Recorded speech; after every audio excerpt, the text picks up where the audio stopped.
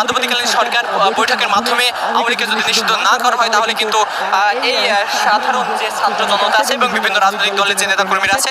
তারা কিন্তু আবার প্রধান উপদেষ্টার বাসভবনের দিকে অগ্রসর হবেন এবং প্রধান উপদেষ্টার বাসভবন ঘেরাও করবেন। দর্শক, তার পরপরই দেখতে পাচ্ছেন যে সাধারণ মানুষ এবং বিভিন্ন স্কুল কলেজ থেকে আসা সকল শিক্ষার্থী এবং বিভিন্ন রাজনৈতিক দলের নেতাকর্মীরা কিন্তু হোটেল ইন্টারকন্টিনেন্টালের দিকে কিন্তু অগ্রসর হয়েছেন, অর্থাৎ প্রধান উপদেষ্টার বাসভবনের দিকে অগ্রসর হয়েছেন।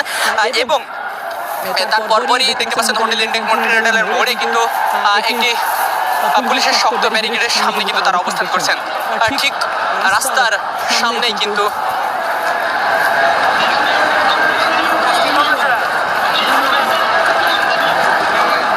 দর্শক যেমনটি দেখতে পাচ্ছেন যে ঠিক রাস্তার অপর সাইডেই কিন্তু আইন শৃঙ্খলা বাহিনীর সামনে সাধারণ শিক্ষার্থীরা কিন্তু আওয়ামী লীগ নিষেধের দাবি নিয়ে তারা কিন্তু